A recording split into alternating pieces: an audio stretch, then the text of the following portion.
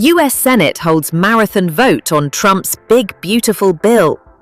The US Senate is holding a marathon vote on a sprawling budget bill that is critical to President Donald Trump's agenda. The One Big Beautiful Bill Act, though, hangs in the balance as Trump's Republicans, who control both chambers of Congress, remain split over how much to cut welfare programs by as they seek to extend tax breaks. If approved in the Senate, the bill will return to the lower House of Representatives, which passed its own version by a single vote last month. Elon Musk has stepped up his criticism of Republicans who campaigned on reducing government spending and then immediately voted for the biggest debt increase in history. The tech billionaire was in charge of DOGE, the Department of Government Efficiency, which has been tasked to find ways of cutting government spending, until the pair fell out. The US national debt currently sits at $36 trillion, $26 trillion, according to the Treasury Department. According to new estimates, if passed, the bill will add $3.3 trillion to that debt. Senators are currently arguing for or against adding amendments to the nearly 1,000-page bill in a process called vote-a-rama, which could entail up to 20 hours of debate.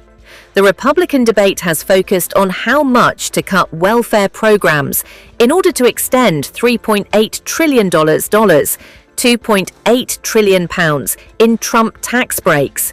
Proposed cuts could strip nearly 12 million Americans of their health insurance coverage and add $3.3 trillion, £2.4 trillion in debt, according to the Congressional Budget Office, a nonpartisan federal agency.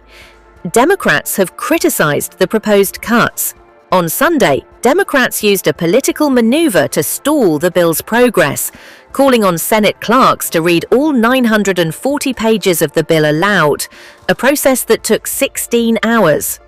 It followed weeks of public discussion and the Senate narrowly moving on the budget bill in a 51-49 vote over the weekend. Two Republicans sided with Democrats in voting against opening debate, arguing for further changes to the legislation. One of those Republicans, North Carolina Senator Thom Tillis, announced his retirement following that vote and said the legislation broke promises that Trump and Republicans made to voters.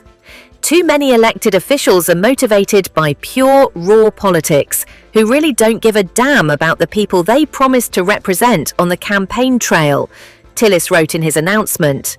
Kentucky Republican Senator Rand Paul objected to the debt increase and cuts to Medicaid, the program that helps low-income groups cover healthcare costs. If they lose 3 votes, Vice President J.D. Vance will have to cast a tie-breaking vote. The bill would then return to the House of Representatives, where a full vote on the Senate's version could come as early as Wednesday morning. Fiscal hawks of the Republican-led House Freedom Caucus have threatened to torpedo